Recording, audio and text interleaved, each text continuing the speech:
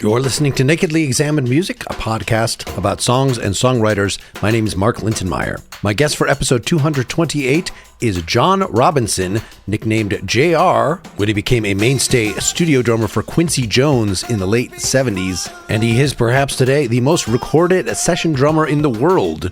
You're right now hearing one of the many songs he played on Steve Winwood's Higher Love. That intro drum riff was something he came up with entirely on his own.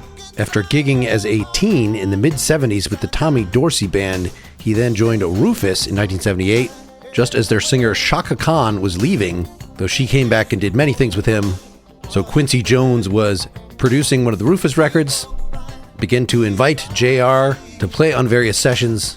So for instance, Michael Jackson's Off the Wall album and his Bad album. Although during the recording of Thriller, he was actually touring as band leader for John Fogerty. He played on many of the biggest hits for Whitney Houston, Lionel Richie, the Pointer Sisters, Donna Summer, Diana Ross, Wilson Phillips, Seal. It is a very long list. Today we're going to talk about first a song he wrote and recorded with Maya Azucena for the soundtrack to the HBO documentary The Bronx, USA. In 2020, the song is called Gonna Be All Right. He has recorded 2 solo albums. We're going to be discussing Flight 81 from the first of these, Funk Shui from 2004, and look all the way back to his time in Rufus with You're Really Out of Line from Seal in Red, 1983. We'll conclude by listening to a track from one of his instrumental groove jazz bands, SRT. The song is called Tal Shaya from Vanguards of Groove, 2023. Throughout this, I will be referring to the immediate impetus for this interview, his new autobiography, King of the Groove, where he gives us the story of his parts on over 50 Grammy-winning songs, over 200 US Billboard Hot 100 songs, including We Are the World. For more information, see johnjrrobinson.com. For more about this podcast, see nakedlyexaminedmusic.com. And to support the effort, go to patreon.com/nakedlyexaminedmusic.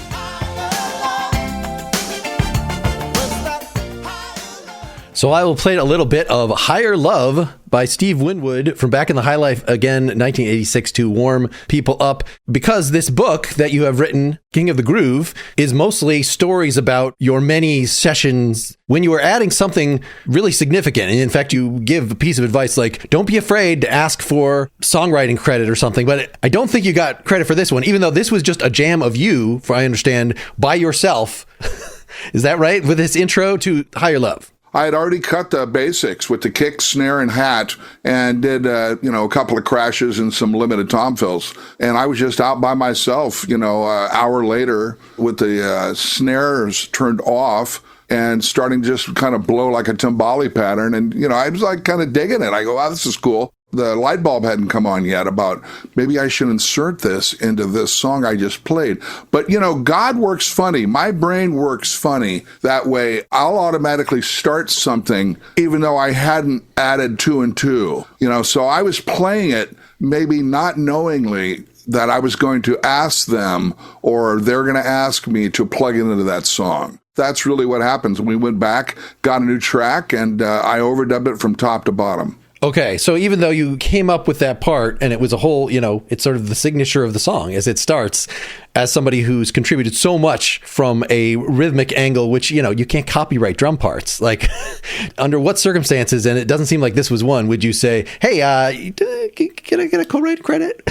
This was not one because the song was already intact. Okay. The lyrics were mostly written, the melody was written, and the groove has nothing to do with it, unfortunately. I see. So it's the matter of order of operations. So even if it was somebody taking your groove and building a whole thing around it, well, they're still doing the melody and the chords and all the copyrightable stuff. But because it had that as its foundation, then you could say, oh, I was a co-writer in that. But if you add after the fact, no matter how innovative or interesting... I guess if you change time signatures, if they add a whole extra bridge because of what you did, then that's, Well, it was changed time signatures by Tom Lord Alge, but I'll give you another example. Herb Alpert's Rise. And when you listen to that bass part that was composed and laid down initially, firstly from Abraham Laboriel Sr., he's going boom, boom, gong, gong, doom, gong, gong, gong. There was nothing other than that. Any drummer in the world can put a groove underneath that, and then that's where that song came from. I do not believe Abraham got writer's credit for that. So that's the opposite of what we're talking about. Yep. Well, let's get to some songs that we had picked out that you did write from the ground up. So just to give something recent from the Bronx, USA soundtrack, Gonna Be All Right, which you co-arranged with Maya Azucena. How do you pronounce it? Maya Azucena. Azucena. Yes. So I see that you're not only drumming on this, but you did the programming. You did is it program bass or is it played bass? I played the bass on a synth. Well, I'm a keyboard player also, so. Yes. Yeah. But play the bass on the synth, not okay. Well, and I listen, I got a whole bevy of guitars back here, and I do play that also. It depends on how difficult the part is. Sure. And with all this new technology that I use in Pro Tools, if I feel that it doesn't hurt the song and it helps the song, then I'll go with it. If not, I will call a bass player of my choosing, whether it be Leland or Neil, and have them come out here and put bass on it. So Maya is just a lovely, lovely woman from Brooklyn who lived over in Istanbul for about 10 years. Her and I met on a Lexus push down at, I don't know, it was Staples or something. I don't know where the hell we were. And we were doing this gig together, and I really dug her. And her and I wrote incredibly well together. We've written a bunch of songs. That happened to be at the right timing when I was scoring a movie by the great director Danny Gold called The Bronx, USA. All right, well, let's hear it in full, and then we'll talk more. Everything gonna be all right.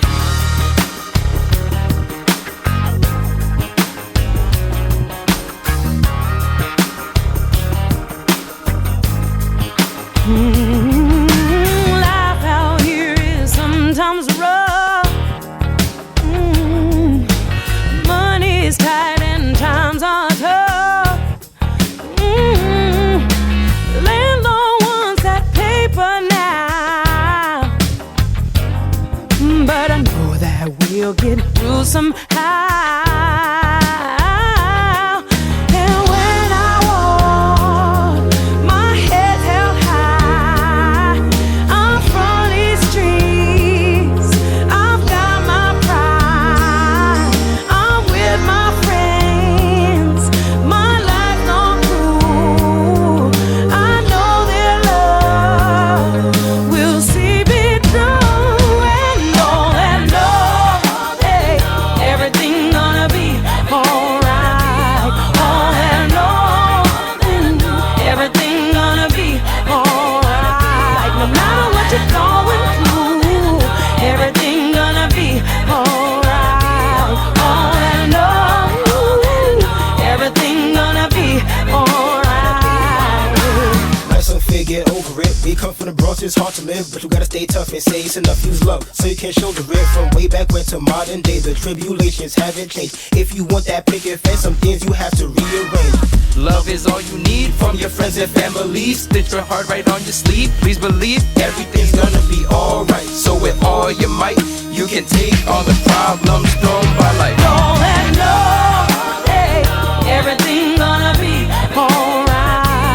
All that love, everything gonna be alright. No matter what you're going through, everything gonna be alright. All that love, everything gonna be alright. Boogie down, born and raised, got the Bronx inside my veins. Through all the plight that we have faced, we'll Be alright. boogie down, born and raised, got the Bronx inside my veins. Through all the plight that we have faced, we'll Be alright. boogie down, born and raised, got the Bronx inside my veins. Through all the plight that we have faced, we'll Be alright. boogie down, born and raised, got the Bronx inside my veins. Through all the plight that we have faced, we'll Then I know everything is gonna be alright. Everything gonna be, everything everything gonna be alright. Then I know everything gonna be, everything gonna be. No matter what you're going through, yeah.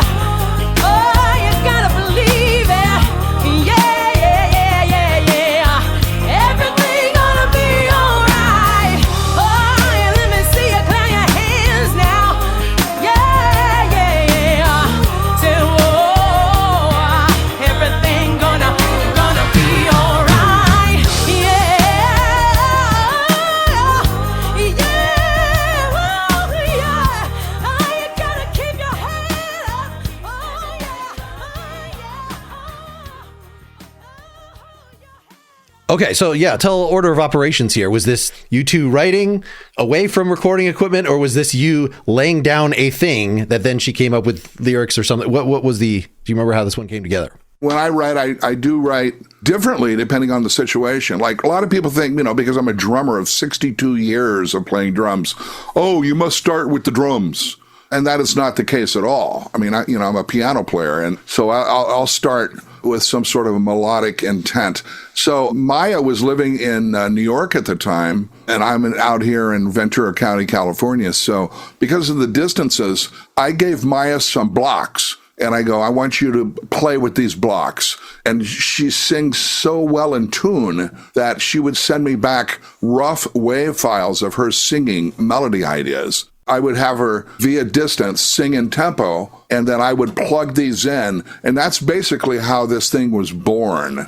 The whole way the world was, during that 10 years ago or 8 years ago was, we want everything to be all right. And it had to have been the theme line of this movie about these young kids from DeWitt High School in New York, and about, everything's going to be all right, even though they were very needy children, that blended with the movie theme. So that's how it started that way. And then finally, Maya was out here in Los Angeles. I brought her out here to my studio, and we proceeded to layer it down. Now, there's a different version of this.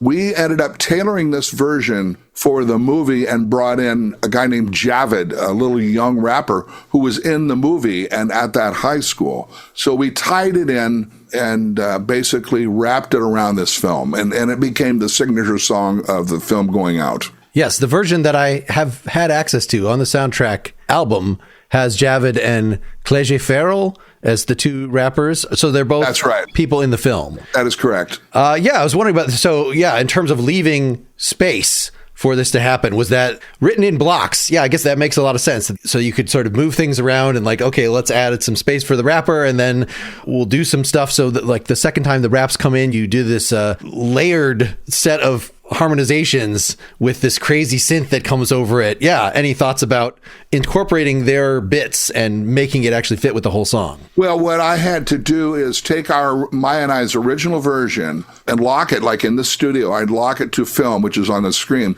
and I would look at what it's needed, and then I would go in and literally edit. It's not unlike how they do film, music to film today. You may have 16 bars of something, but then all of a sudden there's a tempo change or 3/8 notes that needs to go to somewhere and then pause or something. So what we did was we listened to the producer and basically produced Javid to be a rapper because he was an actor in the film. And then I altered the original version and made room, came up with new grooves with underneath that spot. I mean, the original song is the great Michael Thompson on guitar. Mm-hmm. And I'm playing Hammond and Rhodes and clav and those kind of things, and all the drums and perk. We contoured it for the film. Okay, and then when you do insert the rap sections, it sounded like it's just programmed rhythm during that section, right? You didn't go in and overdub more drums to fill the space or copy and paste. No, there was no copy and pasting, but there was programming. Mm-hmm. I may have had some kick and hi-hat in there.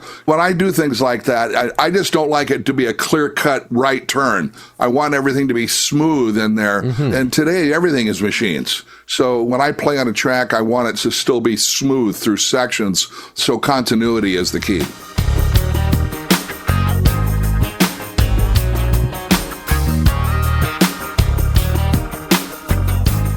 You're thickening up your drum part with the 16th note tambo and the little clap thing. I hate playing tambo, by the way, but that's me. Yeah. Okay. See, I wasn't even sure if that was that you were just doing some extra 16th hi-hat or something. No, just to get something so you can pull those things out when the vocals come in. That's right. So anytime the verse, you basically dynamically bring it back. I learned a lot from Quincy as far as production. And then with Michael Thompson's part there, the little funky thing. So again, it was that you have it pretty much completely done, and then you draw in other people, or did you have, okay, here's my fake on keyboard what a guitar might do or something, or you're just leaving space? How are you arranging this with the other musicians? Well, I mean, there were only really a couple of us on here. I mean, welcome to the world of building. Or was he even doing it with you, or was he sending it over the internet from his? Actually, and we did a live showcase for Maya, so I put my whole band together with Bobby Watson from Rufus and Michael and Maya's keyboard player. But, I used that concept. Well, I'm actually, we had written this before that. So Michael did it from his home studio and then emailed me these tracks. Mm-hmm. This was the kind of situation where, it wasn't a large MGM budget. Sure. These are documentary films. And I guess it probably wouldn't take too much coaching, at least for this song, for like what the style is. Like, obviously you're doing this deep down groove thing, and you knew that this was something within that he could easily spill out. How does the communication work? Michael and I go back to Berkeley in 1974. On my second semester, he came into melody and improv class taught by John Laporta, one of my mentors from the Woody Herman band in the old days. And Michael and I immediately hit it off. He and I have got many rock records out, one called TRW for Frontiers in Italy. We had a band called Native Sons. That's our names ended in Sun. We had a band called Revolver in the early 90s. So, he and I have always been very, very close by. Yesterday was his birthday. Happy birthday, Mike. So we've always worked well together, and we have probably written 15 songs together. And it's nice, the way we write is, we will just start jamming on something like we used to in the old days, and then something all of a sudden pops out, and I'll go, hey, why don't you do this there, sir? It's not unlike Led Zeppelin was in 68 and 9, is the way Mike and I write. So we employed our R&B and rock roots with this simplistic vibe that Maya was laying down about one beautiful meaning. Everything's going to be all right. Let me play just a section. So this is the middle of the first rap section where the second rapper comes in, just really to see the transition back to the regular chorus here. You have to rearrange. Love is all you need from your friends and family. Stitch your heart right on your sleeve. Please believe everything's gonna be alright. So with all your might, you can take all the problems thrown by life. So like the boom, doo-doon, doo-doon, doo-doon, like, is that still programming? No, that's me playing. Okay, all right. So that's the transition point that you had blips and bloops, and now you're... Right. And what I did, it's nice to have, a massive Pro Tools Ultimate rig, but my A drums are back over there. So what I'll do is I'll see how it's growing and then make that go. And probably, if I'm not mistaken, I came in probably for those last 8 bars as the vocals are quadrupling. I start growing and then make it a massive JR drum fill of humanity going back into our original groove. So that's the second one where let me play that layered thing. So...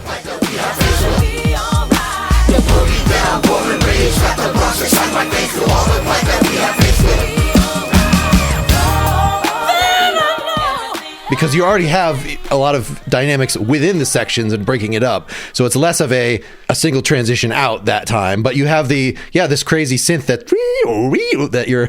That's me and my synth madness. But also, originally, it had gone to the beginning of the vamp fall.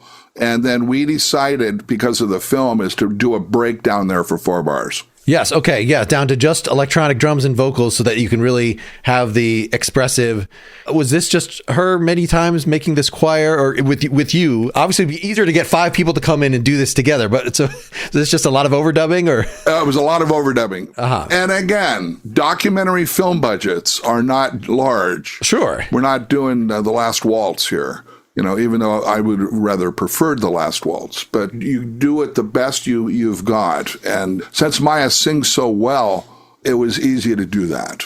Yes, and it has that feeling of the big social group. I mean, again, in fitting with the tone of what you're trying to say, it's like the whole classroom, and then the individual kid, the rappers are coming out, and then they're receding back in the whole chorus, and then she gets this vamp above that. The fact that you can do that convincingly with basically just her, and I guess, so yeah, how much are you just singing along with the chorus? I see you have a vocal credit here, but I couldn't specifically hear. I'm sure I was singing on this.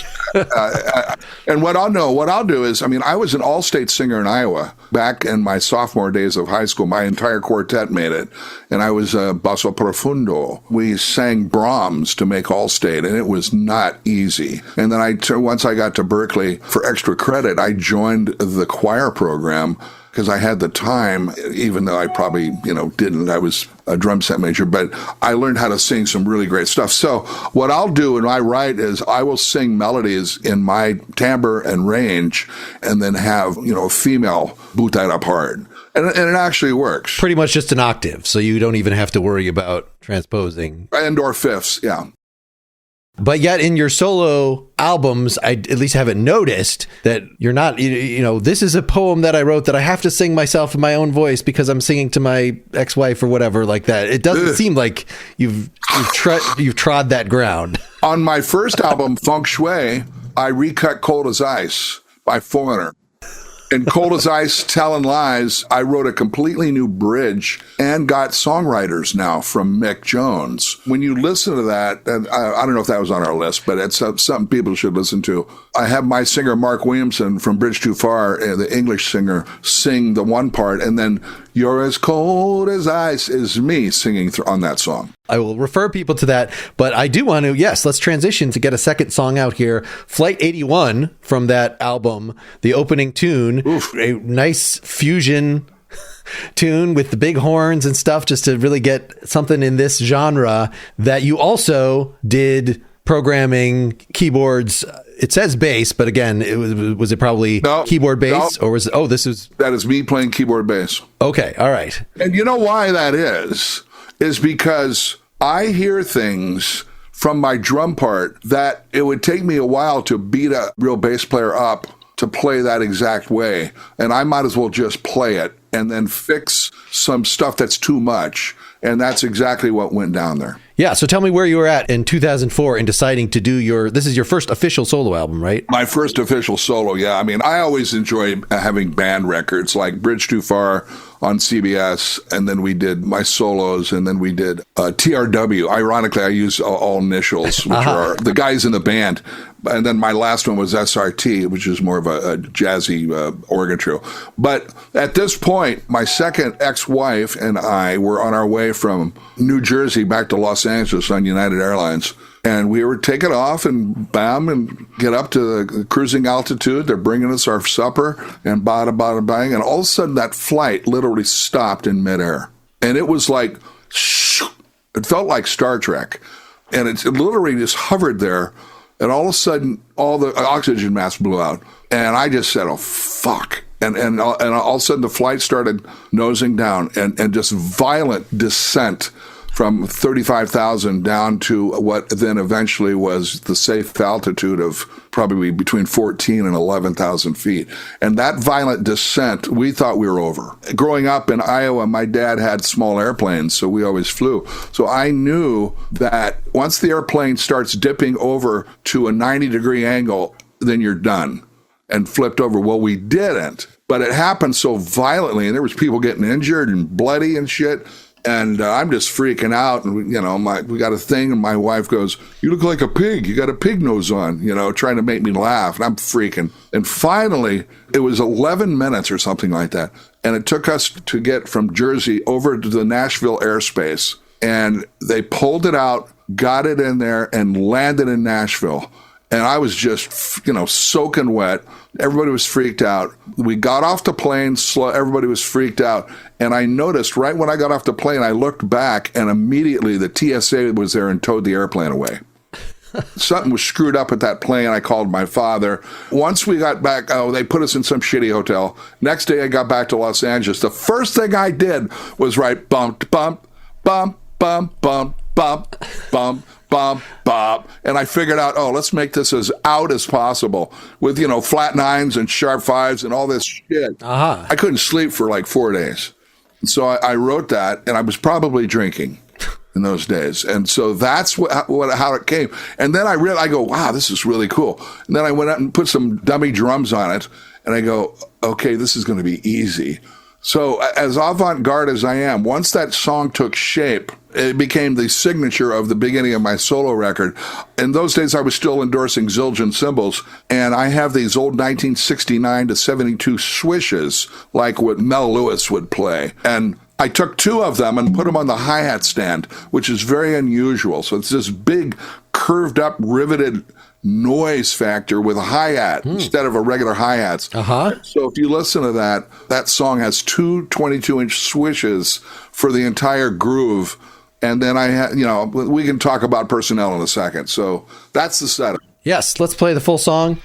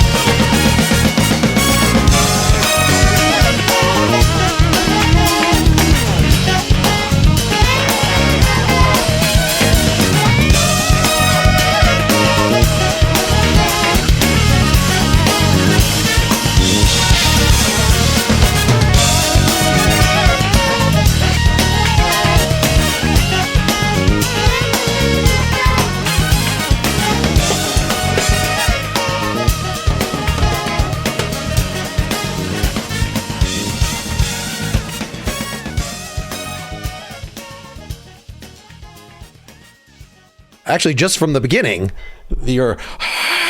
is that just reverse reverb, or are you doing a little tom I'm trying to remember how we did that. I mean, that was a while ago. Yes, I'm getting into details this is multiple decades. I know there was a reverse swell I used, and I may have figured out how to reverse cymbals via Pro Tools. So it was probably some reverse swell coming into that hard. Yeah, I guess this is sort of the same question as with these transitions in the last song that we talked about is how much do you feel like, how do you determine how much build do you need in terms of, whether it's a crescendoing synth or a reverse reverb or something, any sort of general, is there no, it can never be too much. Well, it could be. But, in this case, I almost died in a fucking plane crash. So I figured let's wake everybody up right out of the gates, get their attention. You say you came up with the rhythm and things. When you were laying down the demo of it, was it just something that you then layered over later, or did you get a band in and do some sort of live version of it? What was the order of operations for this one? Do you recall? Ironically, this is one of the first complete songs I had written all by myself. I mean, there's no words because there are no words for something like this. But I had this whole thing already done and laid out. And what do is I call two of the greatest musicians of all time, the late Gary Grant on trumpet and Dan Higgins on saxophones, and had them do a little horn arrangement around this, and they laid that down separately at, I think it was at Gary's studio in those days. And then Gary'd come out with the files, and I'd load them in and say, yay, yay, yay, yay, no, yay, yay, and it was all really cool. See, now you've already got me spinning my imagination when Manhattan Transfer does their version and they add their own lyrics. What's up with this plane? It's... But no, not necessary to get the point across. I've done about 7 or 8 Manhattan Transfer records, and you wouldn't believe some of the ways we had to work with them. All great, and I miss Timmy dearly. Do you let the main horn player, the trumpet player, sort of arrange the horns, or are you just, do you have charts? We did charts, but remember, if you pull the horns out, I'm still playing that on the synth. Okay. Or on the piano and the synth, and probably tripling it. So I'm playing all that first. They just took my melody and then wrote around that. But they're basically playing what I'm playing. It's just fattening it. And don't forget one key element. So it's me playing drums, me playing percussion, me playing bass, but Paul Jackson Jr. is playing guitar. I hired Paul to put that funk in there because he's basically adding the glue to all the other stuff. Yeah, let me play from around 28, just so we can get the transition. There's a full stop before we go to the B section here.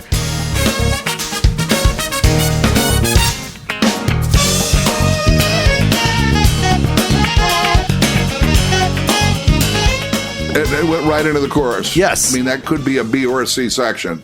It's kind of like a release of the chorus. Because this mystifies me. I tend to write lyrics and chorus together, and so that sort of determines the structure more or less.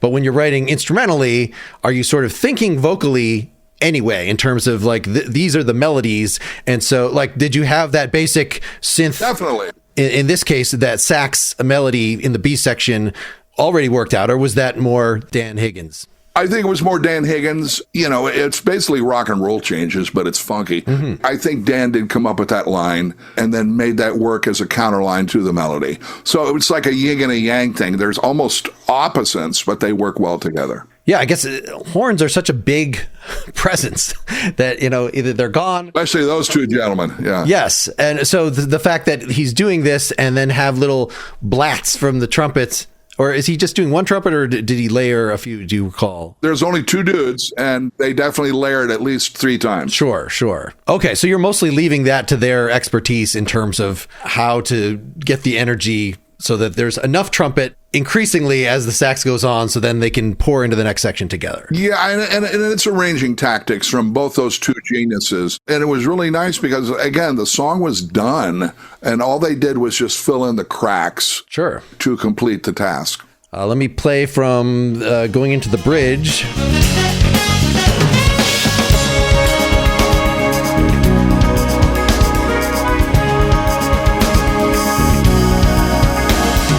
That ethereal guitar, that's also Paul just doing a second pass, or? I mean, I can't really tell what Paul's playing there. He could just be playing like arpeggiated. That's definitely in there. That's the thing that's determining a lot of it. And that's normally like a Michael Thompson part, but I had Paul on this song. But I wrote a release. And I went to halftime in the drums and used double bass drum pedal and played this.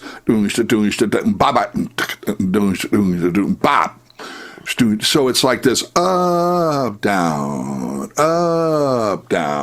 and then it goes to the last two bars, and it just, with the sus chord building back out to the tonic, which A could be the head or B a sax solo. And it's a sax solo in this. I know this song has a narrative, right? It's the narrative of the plane ride. Is the logic here just musical that you wanted to open it up somehow? Or is there also something in your head? Oh, now I'm drifting in the open air. Like, is there a visual component in your head? Yeah, I'm fucking spinning down to the earth. So Dan Higgins, I think, is playing soprano there on that solo, and it's pretty avant-garde what he's playing. There we've got some muted stuff and some very different tone out of the horns that we've been getting. So yeah, we have a soprano solo coming up. Yeah, that's Dan interpreting my dilemma. We have in between those a Latin percussion section. Let me play some of that 157. Oh yeah, that's me playing timbales. Okay.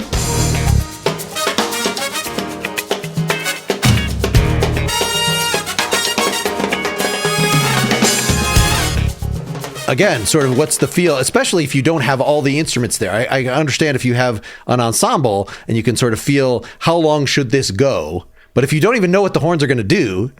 It didn't matter what the horns were going to do. Okay. Because I had already allotted space for me to play that timbale solo. The point is, this is a good song you selected because it has basically every aspect of who I am in this song without being overly produced. And I love playing timbales, so I had an area in my studio where with two separate mics, and I brought in the timbales and a little crash cymbal, and I thought that timbale solo should be annotated and put out. It's that good. Well, yeah, you talk a lot in your book about just adapting your style to the song, and that often means laying back and just, save the chops for the one spot where you can jump in and do the fast riff. And maybe that never happens in so many of these songs, that it's just the groove, but now it's solo stuff. So now you can let loose in a way that maybe, I don't know, was this intoxicating enough? You obviously didn't go on to do 10 more of these in this vein immediately after this. No, but one thing I learned from being Quincy's drummer all those years was you're weaving a story for the whole album process.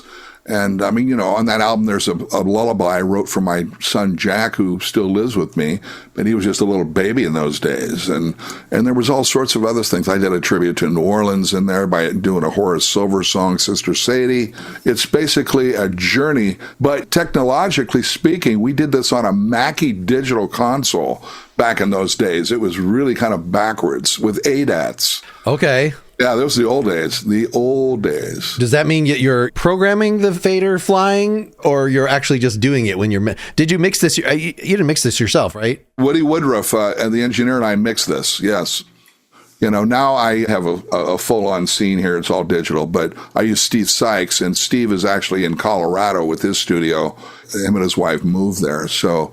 I have really great ears, thank God, but I'll mix something really quickly. Like, I'll give you an example. Yesterday, I just cut, the band Take Six? Yeah. Okay, I've known those guys since they were children. And Brian McKnight, I did his first record, and I just got a call from Claude, and we recut Hoagie Carmichael's Stardust.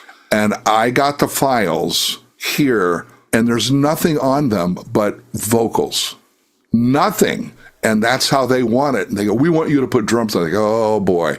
So this took some really cool deliberation, and I made it work. Wait till you hear that. Was there at least a click track, or it was just vocals? I put a click in it. And probably had to move them around to line them up with, or? I didn't have to move them at all. Oh. But, each song I work with captures the mood of the artist and myself, because they've asked me to join with them.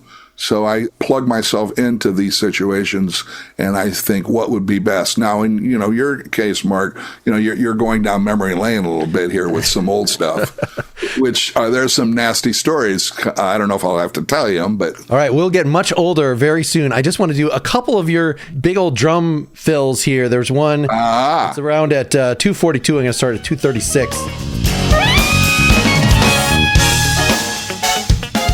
Yeah, just that. To get us It's a triplet, 16th note triplet. Shapa-ta-ta-ka mbop.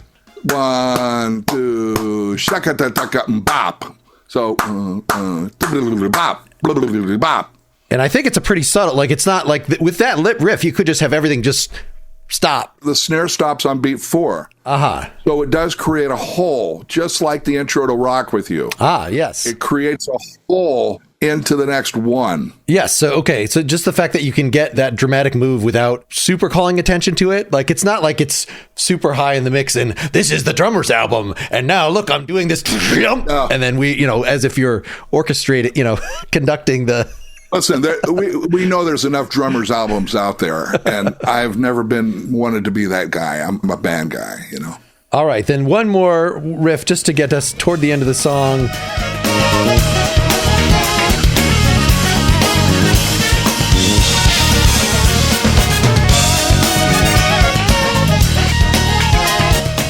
Which that one just carries right through, but it's just you're filling up. I'm playing very Billy Cobham-ish there. Okay. Who was one of my great mentors. Look I know where it's fading. Right. It starts to fade at that point, but you're doing more and more interesting drum stuff, but it's sort of, your ego is such that you can allow that to be part of what people are seeing receding into the distance rather than, that's right, I'm going to do my most interesting stuff while people are paying attention. Even that giant riff, again, it's just sort of, you don't even stop there. It's just a drum fill. We're just getting to the next section. Right. And it's just an answer to that horn riff. And it's going to make people remain interested all the way to, wow, listen to that.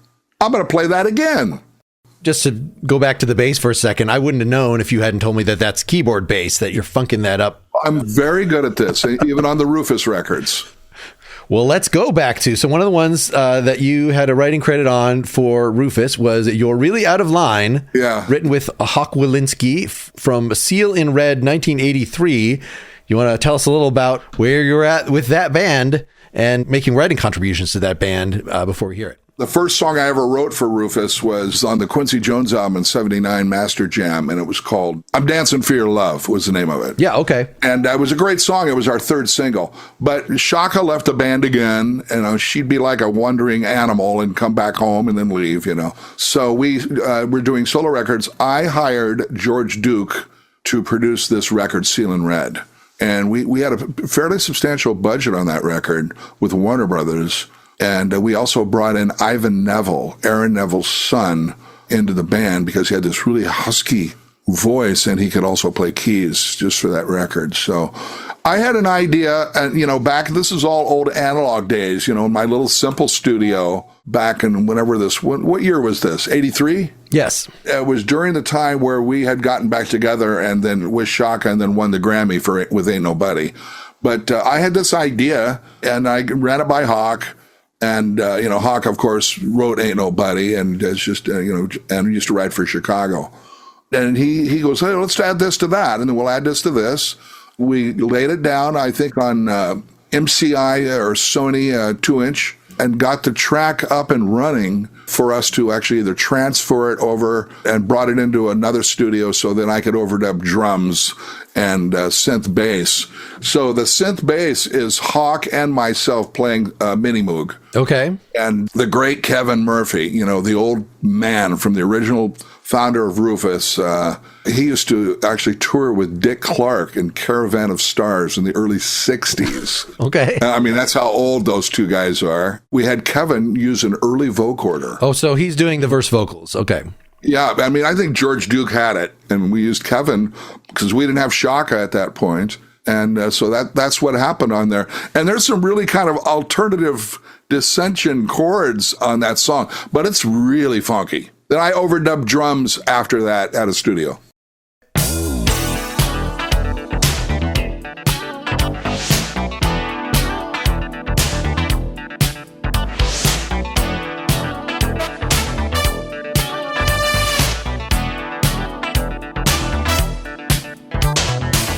There's something in your eyes, I get that icy feeling. You wear that thin disguise, it looks so unappealing. You back away from love, just like there's no tomorrow.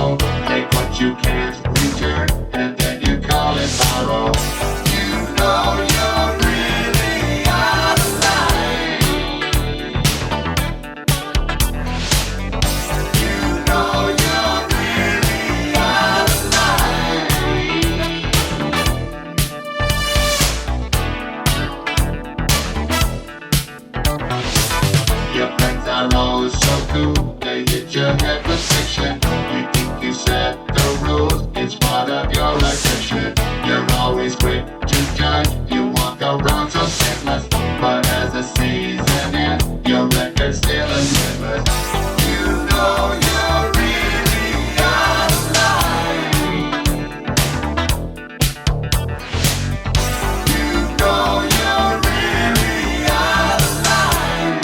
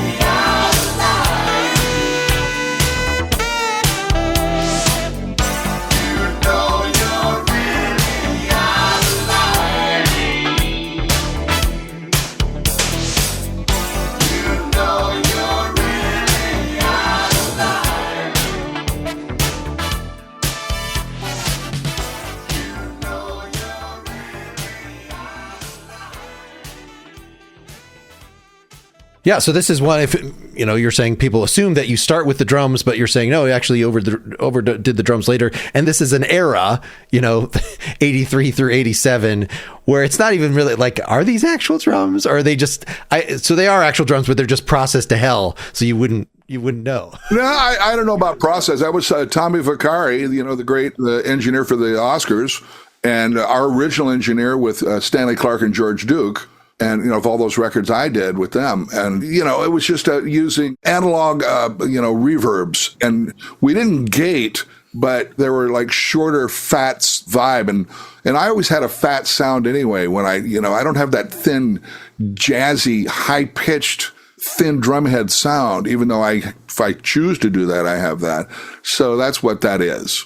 Well, but there's even right at the beginning, there's the again sort of reverse reverb, which is very easy to do digitally, but analog. You know, I had a 4-track cassette one where you just turn it upside down and record the reverb going backwards. Yeah, and George, and then we had another engineer named Eric Zobler who's still around, and George was one of the first ones that had a digital console back in those days. But we had analog machines. We would cut a lot of it up at his place, Legonks West, and then take it in. And I can't remember if I overdubbed drums there. I think we went into another studio. But, you know, George Duke was one of the greatest piano players of all time. And we had already 2 other keyboard players, plus myself, plus George. So, you know, we were pulling out the stops. So then when you go to do this live, is it a complete different arrangement in terms of who's actually going to cover what? Guess what? We never played this live. Oh, okay. Because when we got back live, who were we with? Chaka. So then we basically took the Rufus hits and a couple of hers. We chose not to do that when we toured with that. But I always wanted to do this live because it's fun. But you would have had to have had a vocoder guy singing that way. to make it authentic. Let me play a little of the chorus here. I had noted in particular, sort of, there's an extra snare hit maybe on the and of 3 a couple times that doesn't sound like this is a preset on the drum machine.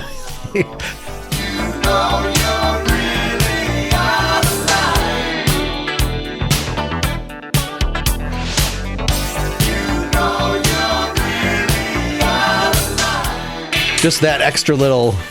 Yeah, that's something I think that we came through one of George's synths. Okay. That I'm playing 1, 2, 3, 4. Yep. Also, one other thing in mind, on certain things, I was still using Simmons drums, which were analog. They were kind of awful. The first electronic drums, is that what you're saying? No, they were the second, actually. Okay. Sin drums were the first. But I used to tour for Simmons. I'll give you an example for the people, would have been Yamo Be There, that I did for Quincy, for Mike and James Ingram. And it's Yamo Be There. Doosh, doosh, doosh, doosh, doosh. Those were Simmons toms. Okay. That I overdubbed. But there may be something on this Rufus record that we snuck in. Yes, I saw Bruford on the Anderson Bruford Wakeman Howe tour. So 89, still within this general. I don't know if he was still using Simmons, but I recall one of the reviews I read, like, I don't trust anybody that has to plug in their drums, because that was at least a brief period where he was doing only that. My whole consensus was I was going to take the SDS 7 brain and go up to a second story, go down below with a shotgun mic and record it smashing into the cement and then using that sample. Okay. Let me play some of this instrumental, the synth-led bridge. I really like this part. This is kind of what made me for sure want to do this rather than the first song you had written, because this is just so fruity. This is what...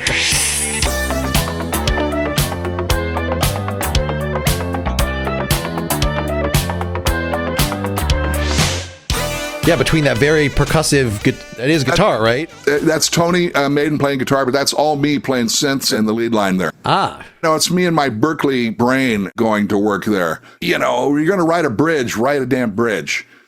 Something that takes you from, point A to point B. And that's what that is. Yeah, it has some of the same DNA that's in Flight 81 in the lines you wrote for that. Very cool part. Yeah, and I wrote, what do drums do during that? Because it's so filled, so you're just keeping something very basic under that. It's straight with a syncopation. Oh, okay. 3, 4, 1, 2, and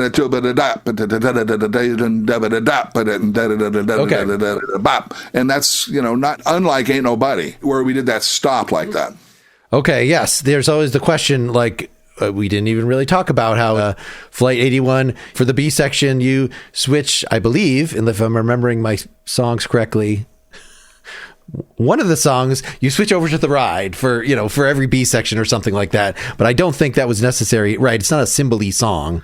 So it's not the normal. On Out of Line, no. On Out of Line, yep. That timbre or part was reflected from that really weird, like, mini moog synth. All right, let me play a little around 2:18. We have the Ivan vocal coming in. Ivan has been on this show before. I was very excited to hear his voice in there. Oh, there you go. I miss him. I'd love to get back together with him, but we're so far away from each other, Why are you playing games? Why do you set the rules? I just wanted you to love me. You just fool around. Your name's all over town. I just want to love you. What a voice on him. We're muting the horns temporarily. It said James Pankow was playing trombone in this. Okay. Yeah, so we brought Jimmy in because Jimmy's a friend of ours, and Hawk and Jimmy grew up together. Okay, yeah. So if it sounds like Chicago, it is up here. It is, yeah. Well, from the trombone based, yeah. Jerry and Gary and maybe Larry and all those guys from Jerry's horn section there too. So was this section part of your initial idea, or was that Hawks adding something? Do you recall? All of us, but George Duke being the head producer. So yeah, let's bring in Jerry and the boys and put an arranged horn part on here. But even just having like a regular voice come in to give people a break, it is like that airy section. It's just like in Flight 81 where you bring in that we got to change things up to just let the tension out a little bit. Going backwards, so that initial weird bridge that I wrote is a kind of a semi-bridge that leads into the Ivan real bridge. Mm-hmm. And then it goes into the Ernie Watts solo. Yeah, how do you usually think? I write bridge 1 and bridge 2, or like, I don't know how to... In today's times, people are so impatient. They don't want to allow musicality to step up generally. Everybody's just in such a hurry for the same thing. And this is pop music. I don't care if it's funky or whatever. It's still under the pop category. You should be able to do things, You know, we didn't really talk about lyric writing with the first song that you had co-written the lyrics with. Did the lyrics come from you on this one, at least to start with? Do you recall? I'd have to reflect that. Okay. Being a co-writer, then you do have your lyrics. Yeah, I mean, we're all sitting there with lyrics. And if there's a line you don't like, you make a note. And then you write a different line, and then you submit it in a democratic process. It's not a message that's so specific and personal that you would have to like, oh, this is my poem. You're dissing someone. And well, I didn't have lyrics written in front of me, so I wasn't even. You're always quick to judge. You walk around something, but as the season ends, your record's still a nimbus. Is that what? do you even recall? That must have come out of Hawk's mouth. Okay, all right. And then, yes, you mentioned the big tenor sax that comes in at the end. Ernie Watts. And we have another fade. Was it just the style of the time, fading? Most musicians that I talk to, because I guess they primarily play live and then they transmit it to but fading is sort of a seldom used trick, but it seems at least two of the songs we've covered, we've got that in here. What is your general philosophy of fading? I learned a lot from the great Bruce Swedien, who's one of the greatest engineers of all time. And later in recording consoles, there's an actual fade button, and you can program it. You can put 90 seconds, 60 seconds, 45 seconds, 30 seconds. You can do it automatically. But in the beginning days, you would literally hear it musically and pull that fader down, and it was an art form. It was like, how I play drums. It was watching an engineer pull a fader down and just be perfect. And during those Quincy days, Quincy would sit there on the side of Bruce while Bruce did it, and he'd look over at him and he would go, just give me one more. I want to hear one more kick drum point. And he'd go, beautiful sense. But then later, Bruce figured out on these generic Michael Jackson dance endings, he just programmed 90-second, which is a really long fade. Yeah. I watched him. He'd hit a 60-second button and literally just come back and put his feet up. And I'm like, shit, really? You don't want to fade it like at 48 seconds? I'm thinking. I mean, a 3-minute pop song, like 90 seconds is ridiculous. Off the wall and Bad, and especially on Bad, where I was running a slave 2-inch machine with 16-track heads with the larger 2-inch tape. So let's say, take a song like Bad, I would have to play the same groove for 8 straight minutes. So there were no fades. So they had all that information to come back into their other digital tapes and then determine, well, all right, that's 12-inch. This is going to go there. This is going to go there for a quick single. This is going to be cut out here for that. So there would be all these different kinds of fades. In this Rufus situation, that's Tommy Vicari and George Duke determining what's the best part of the song that leaves people wanting more. Sure. All right, to close out here, I wanted to include, so it's a Tal Shia. How do you want to? Tal Shia, it came out of me and Spock. Oh, okay. By your current group, SRT, from Vanguards of Groove, with Mitch Town playing keyboards. And does he just do bass with his feet? Is that what I'm seeing? No, he does bass with his left hand and a little bit with his feet. He's a Hammond organ whiz from Missouri Valley, Iowa, but Omaha, Nebraska. And Andrew, pronounce his last name? Sinowick on guitar. Younger guys. Yeah. Do you want to say anything to introduce this project and this song before we say goodbye here? This project came out of COVID. I'm from Creston, Iowa, so I was back doing a benefit for Walter Scott, the great billionaire and he's passed, unfortunately, from Omaha. Him and Warren Buffett were two of the richest men in the world, and we used to go back and do benefits. We did his 90th birthday party for Walter Scott, and we bring in the David Foster stuff and do our show stuff. And Mitch is there, and he comes up to me and goes, my name's Mitch Town, and he goes, I know you're from Creston and blah, blah, blah, and I'm a Hammond organ player, and have you ever thought about doing a trio? He said to me, and I'm kind of packing up my little hi-hat clutch and getting ready to get the hell out of there. And he goes, well, I have actually. And so we kept in touch. And through that whole time, then we started writing via Zoom. I really wanted to get a guitar player, and we got to figure out which guitar player, because, typical organ trios like Jimmy Smith or Joey DeFrancesca, they all had a certain guitar player with them. Some were really simple 7-string jazz players, 6-string. So, we went through a concept of, let's get George Benson, and just start working stuff down. Let's go that way. Now let's go this way. And then all of a sudden I did a movie called Bullet Train. Mm-hmm. And Andrew Sinowick and I were in the rhythm section, and he was like the new young Dean Parks of Los Angeles studio scene. So I go, hey, you'd be interested in doing some stuff with us. And so we started this thing and started all three of us collectively and democratically writing. And that's how it happened. Now, Tal Shia, I had written before during COVID, because I'm a Star Trek nut. I always have been, original Star Trek.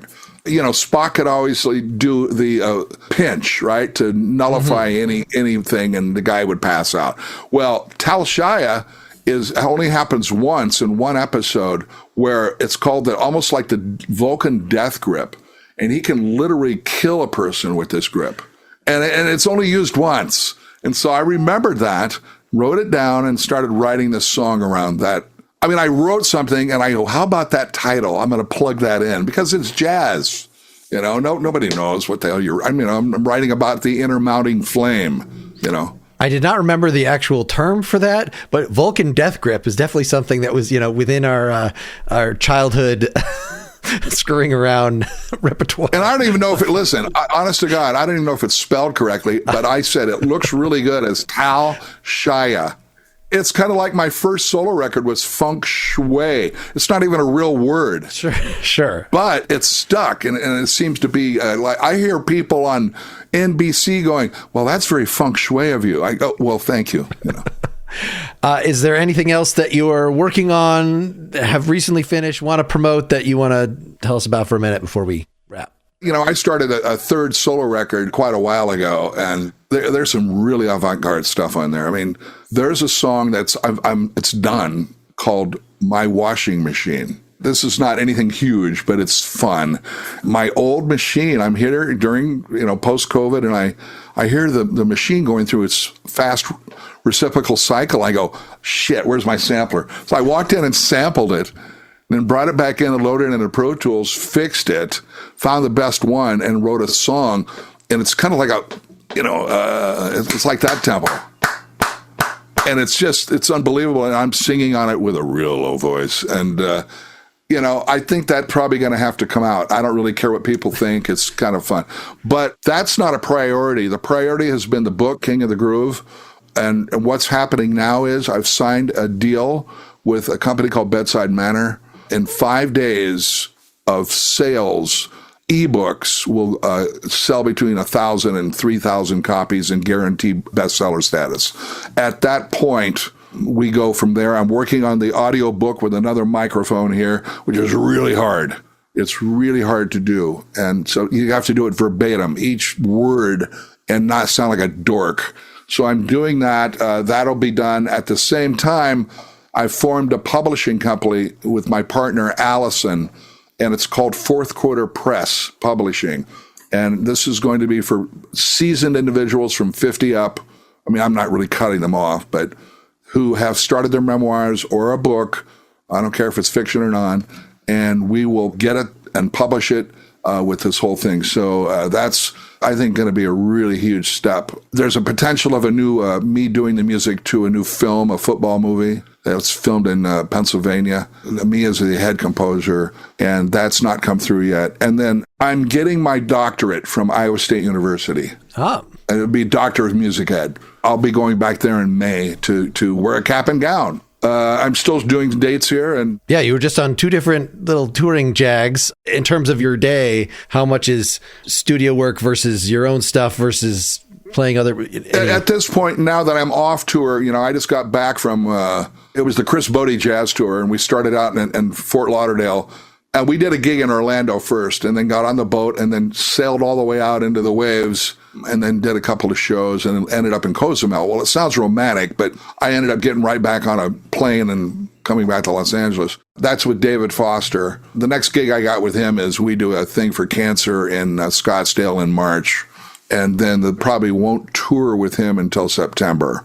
And that could be the whole South East and Australia at that point, and then they'll be doing a Christmas tour. So in between that, I'm going to be doing all the stuff for myself. All right. So far from retired. Still plenty of things. Hey, I can't retire. Jeez. I mean, what am I going to do? Stepping back and writing a book? I didn't know, but sounds great. Yeah. All right. So here it is. Tal Shia from by SRT is the band name, Vanguards of Groove 2023. Thanks so much for chatting. All right, man. My pleasure, Mark.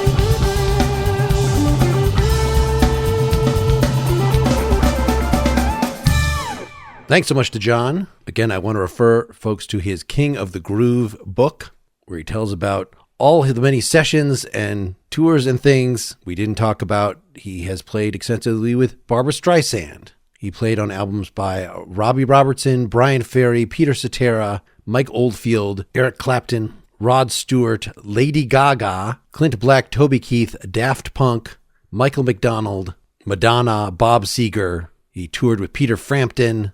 I will link to more of his performances from the blog post associated with this episode at nakedlyexaminedmusic.com.